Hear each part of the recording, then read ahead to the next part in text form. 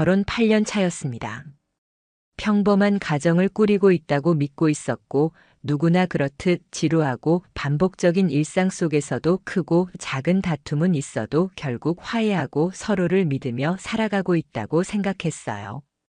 저는 중소기업 사무직에서 10년 넘게 일하며 매일 비슷한 하루를 보냈습니다. 아내는 제과점 프랜차이즈 매장에서 근무하면서 손님들과 웃으며 이야기하는 걸 좋아한다고 자주 말했었죠. 우리가 가진 삶은 특별하지 않았지만 최소한 서로에 대한 신뢰 하나로 버티며 살아가고 있다고 저는 믿었습니다. 그러나 그 믿음은 송두리째 무너지고 말았습니다. 이상한 기미는 아주 사소한 데서 시작됐습니다. 예전에는 집에 들어서면 저녁이 준비되어 있었고 피곤하더라도 같이 식탁에 앉아 오늘 있었던 일을 나누곤 했습니다. 그런데 어느 날부터인가 저녁 대신 배달 음식이 테이블 위에 놓여 있었고 그냥 라면 끓여 먹거나 오늘 너무 힘들어라며 대충 넘어가려는 일이 잦아졌습니다. 처음에는 단순히 매장에서 힘든 일이 많아진 줄 알았습니다. 하지만 갈수록 아내의 말수가 줄었고 휴대폰은 손에서 놓는 법이 없었습니다. 예전엔 전혀 신경도 안 쓰던 사람이 화장실, 잠깐의 외출, 심지어 샤워할 때도 휴대폰을 꼭 챙겨 다니는 걸 보면서 저는 불안해졌습니다. 저는 처음엔 그저 스트레스 때문이려니 생각했습니다. 하지만 시간이 갈수록 집안의 공기가 이상해졌습니다. 웃음도 줄었고 대화도 줄었습니다. 어떤 벽 같은 것이 둘 사이에 쌓이는 걸 느끼고 있었지만 저는 겁이 나서 그 벽을 들여다보려 하지 않았습니다. 그러나 진실은 결국 제 앞에 모습을 드러냈습니다. 어느 날 새벽 2시쯤 화장실이 급해 잠에서 깼습니다. 거실 쪽에서 불빛이 새어나오는 걸 보고 조용히 나가봤습니다. 아내가 휴대폰으로 누군가와 메시지를 주고받고 있었는데 화면 속에 보이는 글자보다는 아내 얼굴에 걸린 미묘한 미소가 더 불길했습니다. 저는 심장이 쿵 내려앉는 느낌을 받았고 그 장면을 본 순간마저 방으로 돌아와 눈을 감아버렸습니다. 마주치고 싶지 않았던 겁니다. 진실이 제 인생을 한순간에 무너뜨릴까봐 무서웠던 겁니다. 그러나 그날을 기점으로 저는 더 이상 모른 척을 할 수 없었습니다. 아내의 외출 패턴을 유심히 살피기 시작했습니다. 카페 모임이야, 베이킹 수업이야, 동네 친구 만나는 거야. 라며 집을 나서곤 했는데 점점 더 수상한 느낌이 들었습니다. 그래서 저는 고민 끝에 증거를 잡아야겠다고 결심했습니다. 흔히 드라마에서 나오는 GPS 장치나 몰래카메라 같은 불법적인 방법은 위험하다는 걸 알고 있었기에 저는 다른 방법을 택했습니다. 아내의 휴대폰이 잠깐 놓여 있을 때 문자 메시지와 카카오톡 대화 내용을 눈여겨봤습니다. 그리고 아내가 외출할 때 사용하는 신용카드 내역과 스마트워치의 위치 기록을 종합적으로 확인하기 시작했습니다. 카드 이용 내역을 보면 분명히 베이킹 학원 근처가 아닌 이상한 카페나 음식점 이름이 찍혀 있었고 위치 기록은 늘 정체불명의 특정 아파트 단지 근처에서 멈춰 있었습니다. 한 번은 제가 일부러 늦게 퇴근하고 있다고 거짓말한 적이 있었습니다. 아내는 그날 저녁 매장 회의가 있다고 했는데 실제로 카드 내역은 한 고급 음식점에 찍혀 있었고 위치 기록은 그 근처 아파트였습니다. 저는 혹시나 싶어 다음 날 그 음식점에 가봤습니다. 계산 내역에 이름이 찍혀 있었고 카드 마지막 4자리도 아내 것과 일치했습니다. 그때부터 머리가 정말 복잡해지기 시작했습니다. 그러던 어느 날 제가 은밀히 확인한 기록 속에서 믿기 어려운 사실을 발견했습니다. 아내가 머물던 장소가 매번 다른 아파트였던 겁니다. 단 한 사람과의 만남이 아니었습니다.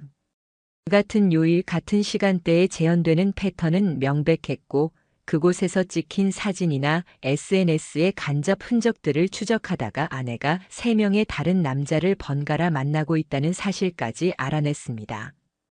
더 충격적인 건 그 남자들의 왼손에 빛나는 반지였습니다.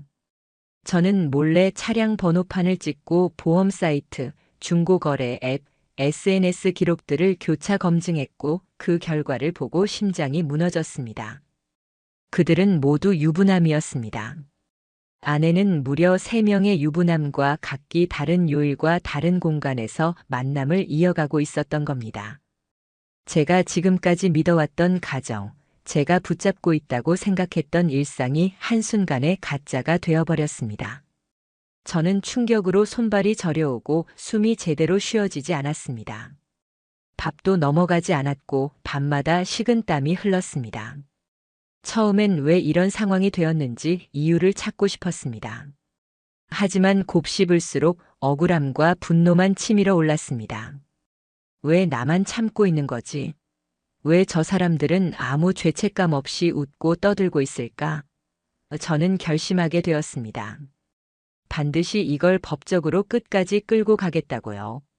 저는 그 순간부터 본격적으로 증거 수집에 들어갔습니다. 카드 내역, 위치 기록, 아내의 거짓말이 담긴 통화 내용, 세 남자와의 대화 캡처, 함께 찍힌 사진 등을 하나하나 모았습니다. 저는 마치 수사관이라도 된 것처럼 밤마다 정리했습니다. 불면증에 시달리며 눈은 충혈됐고 몸은 무너져 내리는 것 같았지만 멈출 수는 없었습니다. 증거가 쌓이면 쌓일수록 손끝이 떨렸습니다. 그리고 어느 날 아내가 전화를 하며 하는 말을 저는 우연히 엿들었습니다. 다음 주에는 내 아내가 출장이라며? 그럼 우리 그때 보자. 순간 머릿속이 번쩍였습니다. 아내가 말한 그 아내, 즉 상대 남자의 아내가 있다는 사실. 그렇다면 이건 단순한 바람이 아니라 구조적인 불륜이었습니다. 저는 결심했습니다. 상대 남자들의 아내에게 사실을 알려주자. 나처럼 배신당하고 모른 채 살고 있을 사람들이라면 나와 손을 잡아줄 게 분명했습니다. 저는 아내의 휴대폰 연락처를 바탕으로 이름과 전화번호를 확보했고 각종 SNS, 오픈 프로필, 주차된 차량 정보를 종합해 결국 세 사람의 아내들을 찾아냈습니다. 그들에게 처음 연락했을 때 당연히 의심을 받았습니다. 하지만 제가 갖고 있던 결정적인 증거를 보여주자 상황은 바뀌었습니다. 한 사람은 충격에 기절했다고 들었고 다른 이는 통곡하며 울었다고 했습니다. 저와 똑같은 피해자들이었고 그들은 더는 침묵하지 않겠다고 결심했습니다. 우리는 그렇게 연합했습니다. 피해자이자 동시에 반격자들로. 우리는 서로 다른 삶을 살다가 같은 배신 앞에 모였고 공동의 적을 마주하고 있었습니다. 그리고 저는 깨달았어요. 이제는 혼자가 아니라는 걸. 그날 이후 저는 법적으로, 현실적으로 철저하게 준비했습니다. 상간 소송, 이혼 소송, 증거 정리와 법적 전략. 몸은 무거웠지만 마음 한쪽은 오히려 차분했습니다. 저와 같은 상처받은 사람들이 제 손을 잡아줬고 우리는 진실을 세상에 드러낼 준비를 하고 있었습니다. 세 남자의 아내들과 처음으로 연락을 주고받기 시작한 건 너무도 기묘한 밤이었습니다. 그날 밤 휴대폰 화면을 바라보면서 제 손가락은 떨리고 있었고 상대방에게 이 상황을 어떻게 설명해야 할지 앞이 캄캄했습니다. 호흡이 짧아지고 심장이 쿵 내려앉는 기분의 문자 하나를 보내는 데에도 몇 분씩 시간이 걸렸습니다. 하지만 저는 이럴 때야말로 용기를 내야 한다는 걸 알고 있었습니다. 저는 그들에게 솔직히 말했습니다. 저는 당신 남편과 제 아내가 부적절한 관계에 있다는 확실한 증거를 갖고 있습니다. 믿기 어려우실지 모르지만 사진과 내역, 대화 기록까지 있습니다. 거짓이 아님을 보여드릴 수 있습니다. 이 문자를 보내는 동안 손끝은 얼어붙은 것 같았고 순간순간 휴대폰을 내려놓고 숨을 고르기도 했습니다. 첫 번째로 연락이 닿은 아내는 메시지를 확인하자마자 곧바로 전화를 걸어왔습니다. 수화기 너머에서 들려오는 떨리는 목소리는 충격으로 가라앉은 듯 했습니다. 무슨 소리예요? 지금 장난하시는 겁니까? 그녀의 목소리는 분노와 불신이 동시에 묻어 있었죠. 하지만 제가 준비해둔 증거들을 차분히 설명하며 사진 몇 장을 보냈자 잠시 정적이 흐른 뒤 크고 날카로운 절규가 터져 나왔습니다. 이어 거짓말이 아니었군요라는 낮은 탄식이 들려왔습니다. 그 순간 저 역시 가슴이 미어지는 듯 했지만 동시에 혼자가 아니라는 의식이 서서히 찾아왔습니다. 두 번째 아내와 연락이 닿았을 때는 상황이 달랐습니다. 그녀는 믿을 수 없다는 듯 몇 번이고 되물었습니다. 우리 남편이 그런 짓을 했다고요? 아니에요. 절대 그럴 리 없어요. 우리 애들한테 얼마나 좋은 아빠인데 그러나 증거 파일을 몇 개 보낸 뒤 전화기 너머에서 흐느끼는 숨소리가 이어졌습니다. 말없이 울고 있는 그녀에게 저는 단 한마디 했습니다. 이런 상황에서 우린 피해자입니다. 이대로 모른 채 한다고 해서 문제는 사라지지 않습니다. 잠시 후 그녀는 차분한 목소리로 말했습니다. 저도 가만히 있지는 않을 겁니다. 세 번째 아내와는 더욱 힘든 과정을 거쳤습니다. 그녀는 오히려 저를 의심했습니다. 지금 제 남편을 협박하는 겁니까? 당신이 무슨 권리로 이런 얘기를 합니까? 처음엔 방어적이었죠. 하지만 대화 캡처와 위치 추적 내역, 구체적인 카드 사용 내역까지 보여주자 그녀는 한숨을 내쉬며 무너져 내렸습니다. 말씀대로라면 제 남편은 이미 가정을 버린 거네요. 그리고 마지막으로 이렇게 덧붙였습니다. 이 사실이 진짜라면 저도 끝까지 싸우겠습니다. 그렇게 저는 3명의 아내들과 연결되었습니다. 각자 다른 집과 상황, 다른 삶을 살고 있었지만 우리는 공통의 상처와 배신을 공유하고 있었습니다. 처음 며칠 동안은 혼란과 분노, 불신이 뒤섞였으나 곧 우리는 서로를 믿기로 했습니다. 그날 밤 4사람은 긴 통화를 이어갔습니다. 나는 말했습니다. 이건 단순한 불륜이 아닙니다. 우리 삶을 전부 무너뜨린 관계를 끝까지 파헤쳐야 합니다. 그래서 저는 공식 절차를 밟으려고 합니다. 그러자 한 아내가 차분히 말했습니다. 우린 이제 더 이상 피해자가 아니에요. 우린 살아남아야 할 사람들입니다. 그리고 그들을 반드시 무너뜨릴 거예요. 그 순간 저는 소름이 돋았습니다. 저는 혼자가 아니었습니다. 우리는 일명 배신자 연합이 된 것이었습니다. 우리는 역할을 나눴습니다. 저는 법적 절차를 준비하고 증거를 정리했습니다. 다른 아내들은 각각 자신의 남편의 행적을 추적해 더 많은 증거를 모았습니다. 카드 사용 내역, 통화 기록, 출장 일정과 맞지 않는 숙박 내역, 지인들이 목격한 정보까지 하나씩 모았습니다. 세상의 퍼즐 조각처럼 흩어져 있던 것들을 하나로 모으니 그들의 이중 생활이 완벽히 드러났습니다. 그 결과물은 너무도 충격적이었습니다. 월요일에는 첫 번째 남자의 아파트, 수요일에는 두 번째 남자의 회사 근처 호텔, 금요일에는 세 번째 남자의 집에서 불과 몇 블록 떨어진 카페. 그들은 아내라는 존재가 있는데도 아무렇지 않게 이런 만남을 반복했고 그 흔적은 차근차근 쌓여 하나의 거대한 증거군처럼 우리 앞에 놓였습니다. 저는 변호사 사무실을 찾았습니다. 사실 상담을 받으러 들어갔을 때조차 손이 떨려 제대로 서류를 꺼내놓을 수도 없었습니다. 하지만 변호사는 제가 제출한 자료들을 차근차근 검토한 후 고개를 끄덕였습니다. 충분합니다. 혼인 파탄의 명백한 원인이 상대와의 부정행위고 그 상대방들은 유부남이라는 사실까지 드러났습니다. 이 정도 자료라면 남편분께 유리하게 진행될 겁니다. 그 말은 제 인생에서 처음으로 법이 저를 지켜준다는 확신을 심어주었습니다. 저는 곧바로 이혼 소송을 접수했고 동시에 3명의 상간남에 대한 손해배상 소송도 제기했습니다. 세 아내 역시 각각의 변호사와 함께 소송을 준비했습니다. 법적 포위망은 빠르게 좁혀졌습니다. 그러던 어느 날 아내가 달라지기 시작했습니다. 평소에는 퉁명스럽고 냉랭하던 태도가 희한하게 부드러워졌습니다. 갑자기 제게 따뜻한 밥상을 차려주고 다정한 목소리로 말을 걸었으며 심지어는 제가 앉으면 등을 주물러 주겠다고 손을 뻗었습니다. 저는 씁쓸하게 생각했습니다. 뒤늦게 안간힘을 쓰는구나. 아내도 뭔가 이상하다는 걸 느끼고 있었습니다. 하지만 그녀는 제가 이미 어디까지 준비했는지는 몰랐을 겁니다. 저는 그 사실을 알고 있다는 것 자체로 든든했습니다. 일주일쯤 지난 뒤 드디어 사건은 폭발했습니다. 내용 증명 우편이 각 상간남들에게 동시에 전달된 겁니다. 같은 날 같은 시간에 세 사람의 직장과 집에 도착한 서류는 그들의 일상을 단숨에 뒤엎었습니다. 내용에는 불륜 증거, 손해배상 청구, 법적 책임 안내가 적나라하게 기록돼 있었습니다. 그 후 들려온 소식은 충격적이었습니다.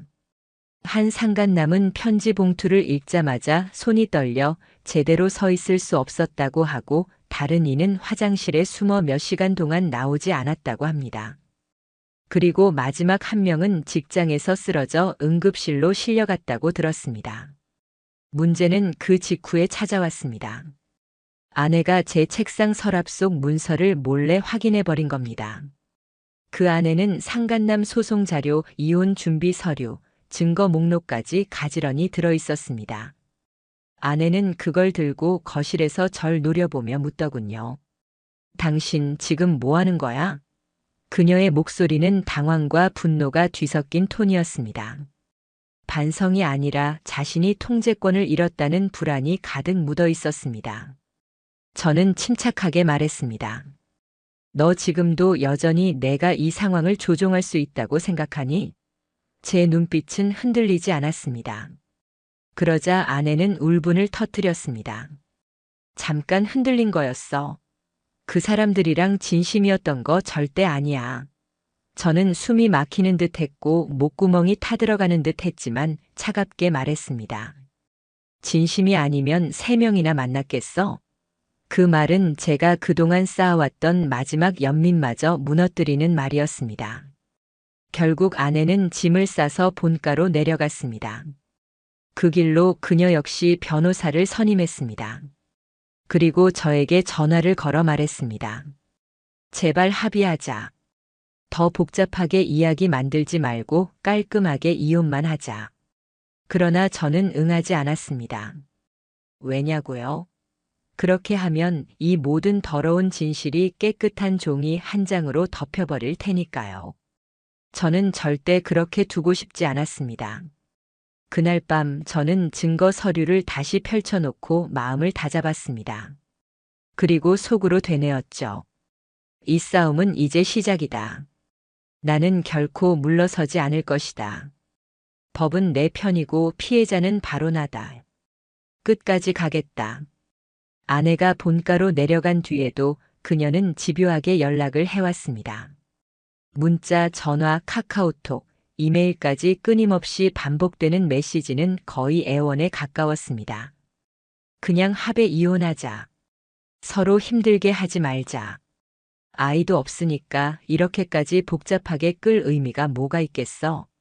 그녀의 목소리와 글자 속에는 애써 차분한 척하는 냉기가 서려 있었습니다. 하지만 저는 단 한 번도 답하지 않았습니다.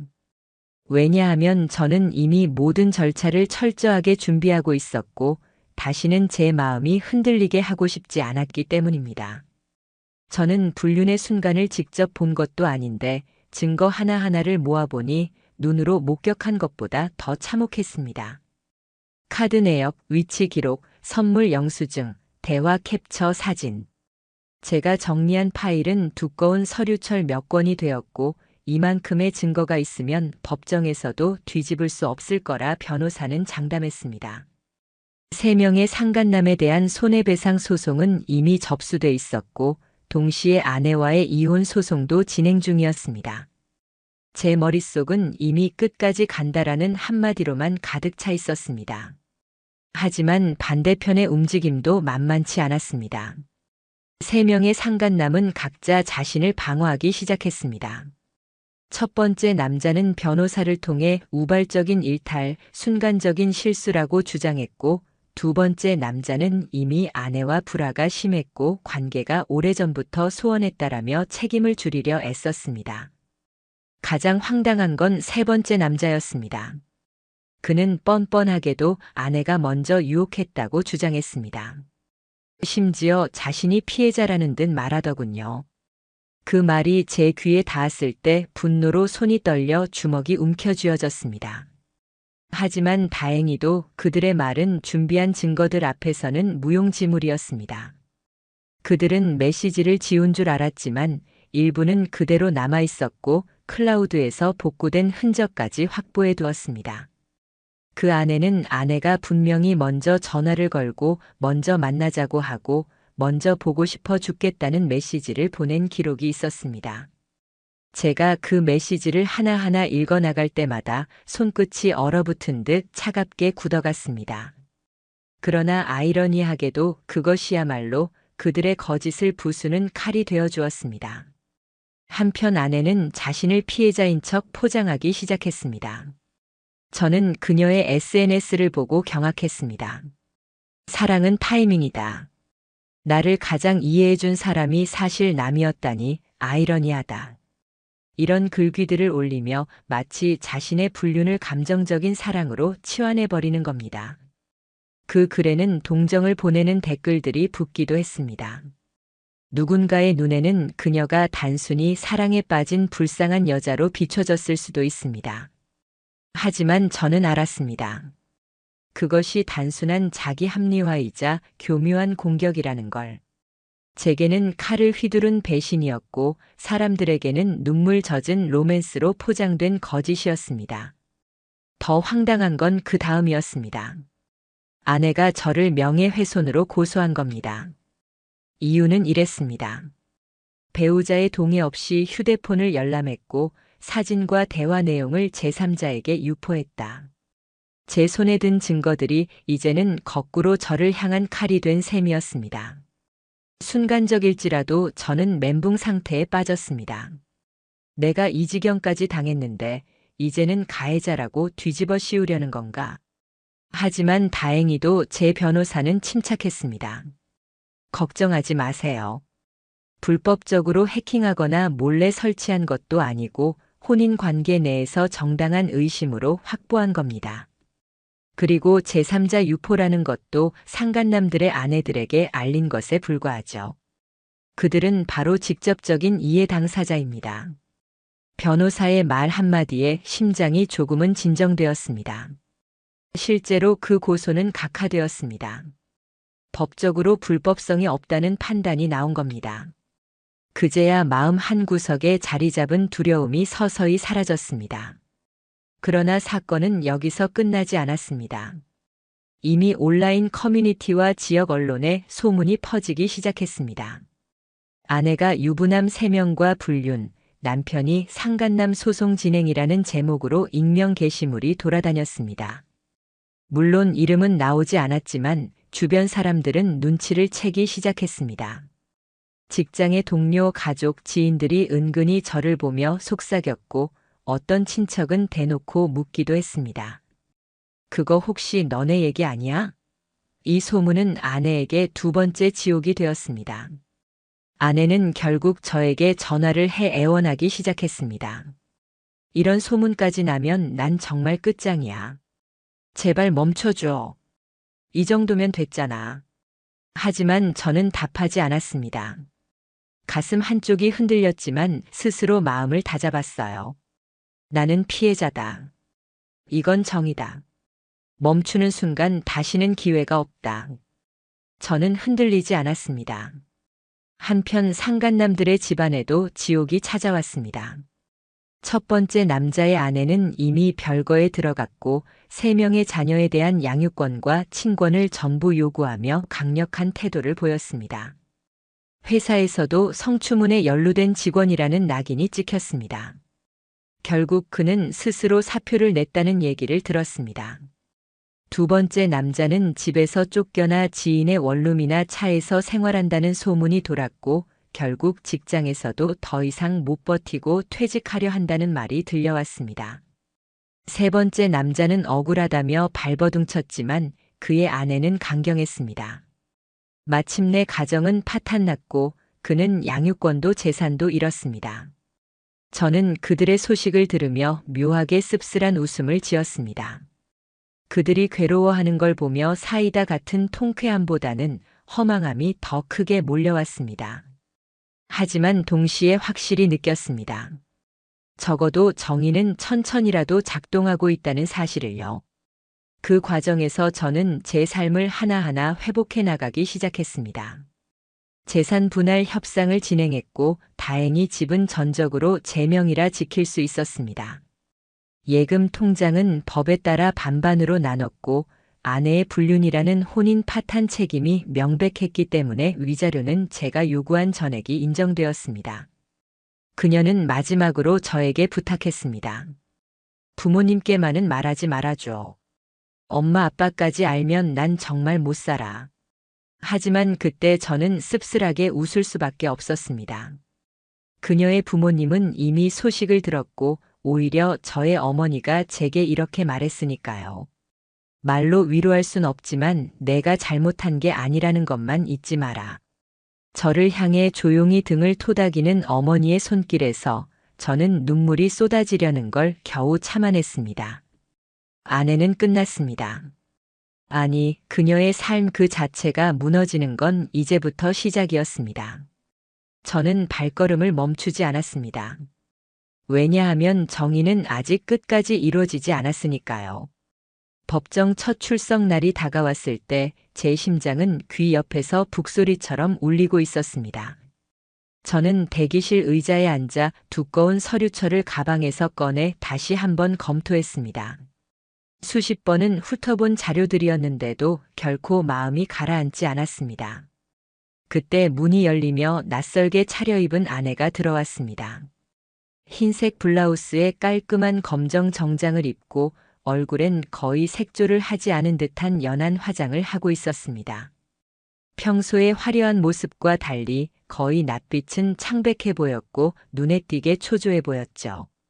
그녀는 제 앞을 지나치며 한참 동안 저를 빤히 쳐다보다가 낮고 떨리는 목소리로 말했습니다.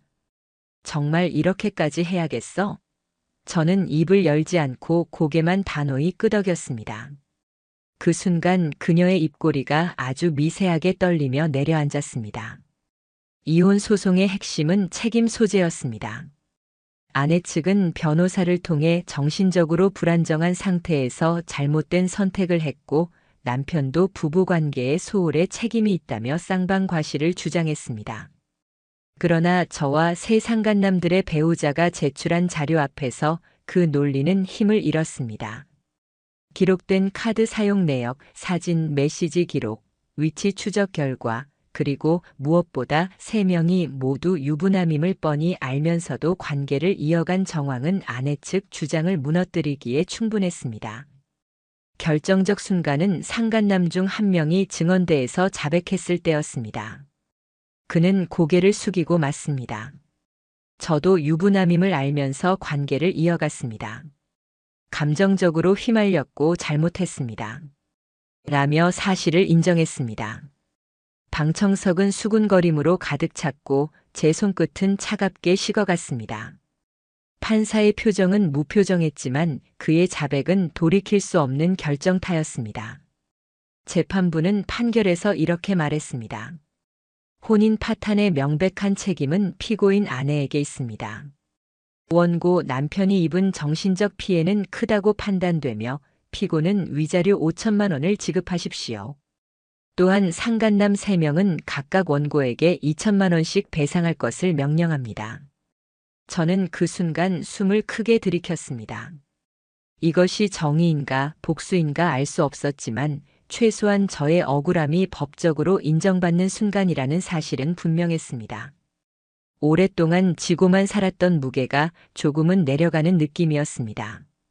법정에서 바라본 상간남들의 얼굴은 제각기 달랐습니다. 한 명은 얼굴이 낯빛으로 질려 있었고 또 한 명은 손수건으로 이마에 땀을 닦으며 고개를 숙이고만 있었습니다. 마지막 한 명은 끝까지 저를 노려보다가 이걸로 당신이 행복하면 좋겠습니다. 라고 했습니다.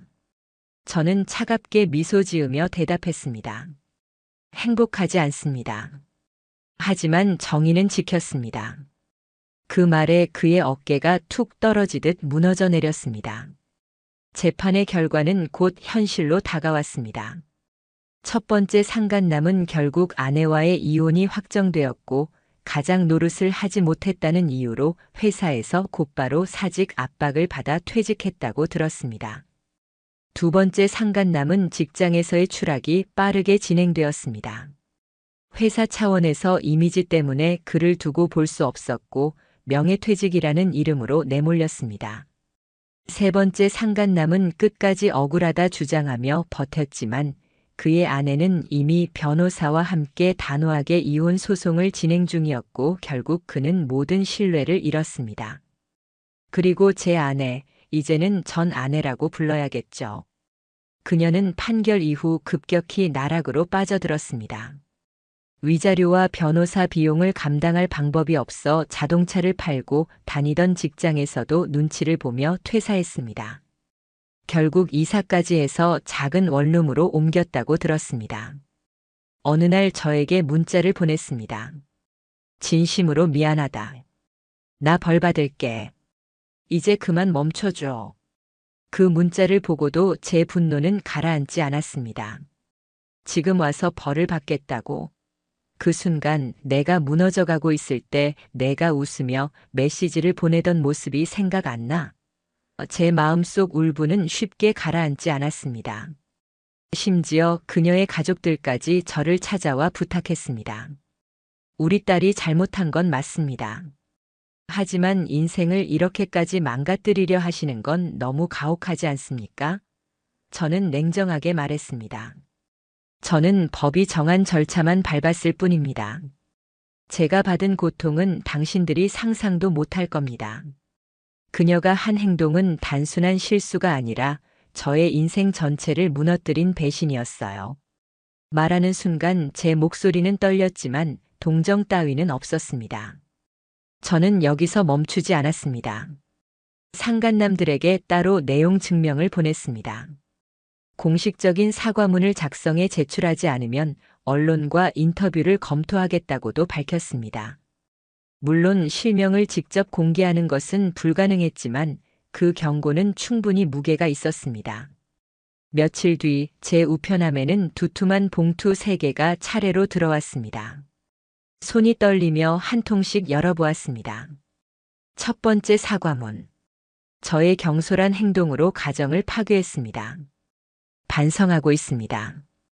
피해를 입은 분들께 진심으로 사과드립니다. 평생 죄책감을 안고 살겠습니다. 두 번째 사과문. 가정을 가진 사람으로서 절대 해서는 안 될 행동을 했습니다. 제 욕심으로 인해 많은 사람들에게 상처를 줬습니다. 변명하지 않고 사죄드립니다. 세 번째 사과문. 제 잘못을 부인할 길이 없습니다. 저는 죄인입니다. 제가 뿌린 대가를 받겠습니다. 이 사과가 아무 의미 없다 해도 기록으로 남기고 싶습니다. 그 종이들을 손에 들었을 때 눈앞이 흐려지고 손끝이 떨렸습니다. 저는 비로소 깨달았습니다. 복수는 상대를 박살내는 것만이 목적이 아니라 잃어버린 제 자존심과 제 존재를 확인하는 과정이라는 걸요. 그 순간 저는 마음 깊숙한 곳에서 묘한 자유를 느꼈습니다. 상처가 완전히 치유된 건 아니지만 최소한 상처 위에 정이라는 붕대를 감을 수 있게 된 겁니다. 그 붕대는 피 대신 제 자존심을 지켜주었고 이제는 제가 당당히 서 있을 무대가 있다는 사실을 알게 해주었습니다. 아직 남은 과정이 있었습니다. 소송은 마무리됐지만 저는 끝내 그들에게서 배운 한 가지를 잊지 않으려 했습니다. 배신한 자들이 무너지는 걸 보면서도 저는 결코 웃지 않았습니다. 그건 단순히 쓰디쓴 현실이었으니까요. 오히려 스스로 다짐했습니다. 나는 다시 시작할 수 있다. 다시는 이런 배신을 허용하지 않겠다. 그 모든 소송 절차가 끝나고 법원에서 마지막 판결문을 손에 쥐었던 날, 저는 한참 동안 아무 말도 하지 못한 채 판결문만 들여다보고 있었습니다. 흰 종이 위에 인쇄된 판사의 글귀들이 칼처럼 제 마음을 파고들었고 손끝이 떨릴 정도로 무게감이 있었습니다. 사실상 저는 완전히 이겼습니다. 이혼 소송에서도 상간남 소송에서도 위자료와 손해배상 모두에서 그리고 법적으로나 사회적으로도 상대들이 저에게 저질렀던 배신이 명백하게 드러난 순간이었죠. 하지만 그날 밤 집에 돌아와 침대에 누워 천장을 올려다보았을 때 저는 웃지 않았습니다. 승리의 쾌감 같은 건 없었습니다. 오히려 허무함이 엄습해왔습니다. 저는 제 스스로에게 물었습니다. 이게 끝일까? 나는 이긴 게 맞는데 왜 이렇게 씁쓸할까? 마음이 텅 비어버린 듯 공허했고 어느 한쪽에서도 위로받지 못한 기분이었습니다. 그럼에도 시간이 흐르면서 저는 서서히 달라지는 자신을 발견했습니다. 집안의 공기가 정리되는 걸 느꼈고 아침에 눈을 떴을 때 더 이상 불안에 시달리지 않게 되었습니다. 휴대폰 알림이 울려도 혹시나 아내의 거짓말이나 상간남들의 흔적일지 의심하지 않아도 되는 나날이 찾아왔습니다. 사람은 정말 이상한 존재인지 지독한 상처가 남아있어도 시간이 챙겨주는 미세한 자유가 있었습니다. 몇 달 뒤 우연히 전 아내의 근황을 듣게 됐습니다. 예전에 그녀가 얼마나 당당하고 활발했는지 저는 알았습니다.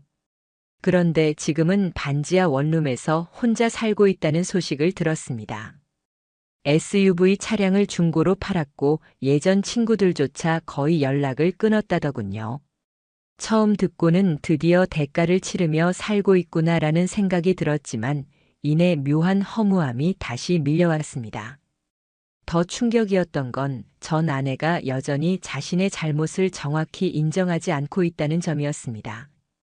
주변 사람들에게 원래 결혼 생활이 행복하지 않았고 남편이 나를 이해해주지 않았다. 그래서 조금 흔들린 것일 뿐이다라고 호소하며 책임을 희석시키려 했습니다. 마치 본인이 상황의 피해자라도 되는 듯 이야기를 왜곡한 것이었습니다. 저는 그 말을 전해 듣고 웃음조차 나오지 않았습니다. 그녀는 끝까지 자기 잘못을 직시하지 못한 겁니다. 상간남들의 근황 역시 들려왔습니다. 첫 번째 남자는 회사에서 결국 징계를 받았습니다. 결혼 생활은 완전히 무너졌고 부인은 아이들과 함께 아예 해외로 이주했습니다. 그는 지방지사로 좌천돼 원룸에서 혼자 산다고 했습니다. 그리고 늘 술에 의지하며 직장 동료들과도 완전히 단절된 삶을 살고 있다고 들렸습니다. 두 번째 남자는 명예퇴직을 당하듯 회사를 떠난 뒤 우울증 치료를 받고 있다는 소식이 들렸습니다. 숱한 심리 상담을 받았지만 가족이 떠나버린 그 공허함을 채울 길이 없었던 모양입니다. 그가 SNS에 남긴 글귀를 누군가 캡처해서 제게 보여주었습니다. 한순간의 욕심이 내 인생을 송두리째 바꾸어 버렸다.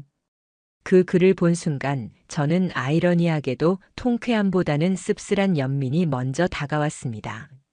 세 번째 남자는 사과문을 가장 진지하게 썼던 인물이었습니다. 그는 다른 이들보다 자신의 잘못을 비교적 분명하게 인정했었습니다. 그러나 그것으로도 가족은 지키지 못했습니다. 그의 아내는 단호했고 결국 그도 양육권과 집, 그리고 사회적 신뢰를 잃었습니다. 그는 최소한 후회하고 반성하는 태도를 보였지만 현실은 그에게 전혀 관대하지 않았습니다. 이 세 사람의 공통점은 단 하나였습니다. 누구도 자신을 끝내 철저히 책임지려 하지 않았다는 것. 늘 주변 탓을 했고 저를 향해선 운이 나쁘게 잔인한 상대를 만났다라는 식으로 말했습니다. 괜히 저 남편한테 걸려서 이렇게 된 거야. 그 말을 들었을 때 저는 다시 한번 확신했습니다. 이건 단순히 불륜 사건이 아니었다는 것을. 이들은 사람을 사람으로 보지 않았고 가정을 무너뜨리는 파괴를 하면서도 죄책감조차 없는 자들이었습니다. 그들을 덮친 건 제 분노가 아니라 정의의 절차였고 그 정의는 결국 그들에게 고통이었습니다. 반대로 저에게는 무너진 마음을 일으켜 세우는 유일한 방법이었습니다. 그 후 저는 조용히 제 삶을 재정비하기 시작했습니다. 작은 집을 새로 얻었고 회사 생활에 다시 몰입했습니다. 도망치듯 보냈던 시간에서 이제는 하루 일과를 차분히 누릴 줄 알게 되었습니다. 다시는 같은 실수를 반복하지 않겠다고 다짐했습니다. 또한 누군가와 새로운 관계를 맺게 될 때 이제는 상대방을 맹목적으로 믿지 않고 서로를 존중하며 관계를 세워야 한다는 걸 뼈저리게 배웠습니다. 가끔은 남은 미련이 불쑥 찾아오기도 했습니다. 그때 내가 좀 더 빨리 알았더라면, 조금 일찍 대처했더라면, 그러나 이제 그런 질문에는 굳이 답을 찾으려 하지 않습니다. 그건 역시 제가 안고 가야 할 몫이니까요. 사랑은 달콤했지만 그 달콤함보다 배신의 상처가 훨씬 깊게 남습니다. 하지만 그럼에도 불구하고 오늘 제가 존재한다는 것은 그 모든 과정을 견뎌냈다는 증거입니다.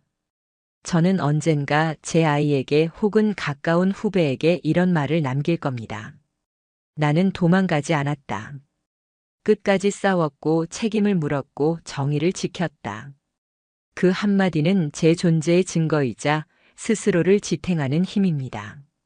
이 이야기를 지금 보고 듣는 분들 중 어떤 이는 비슷한 상처를 겪고 있을지도 모릅니다. 그렇다면 꼭 말씀드리고 싶습니다. 당신은 잘못한 게 없습니다. 잘못은 결코 당신이 아닙니다. 당신은 믿음을 지켰고 신뢰를 존중했을 뿐입니다. 잘못은 그 믿음을 짓밟은 자들에게 있는 겁니다. 그리고 시간이 걸리더라도 절대 잊지 마십시오. 배신한 사람은 결국 무너집니다. 배신당한 이들은 무너지지 않습니다. 이제 그들은 각자의 방식으로 무너져가고 있습니다. 전 아내는 외면당하고 잊히고 있으며 상간남들은 바닥에서 허덕이고 있습니다. 반대로 저는 여전히 하루하루 제 삶을 쌓아가고 있습니다. 무너지는 건 제가 아니었습니다. 무너지는 건 그들이었고 다시 일어서는 건 저였습니다.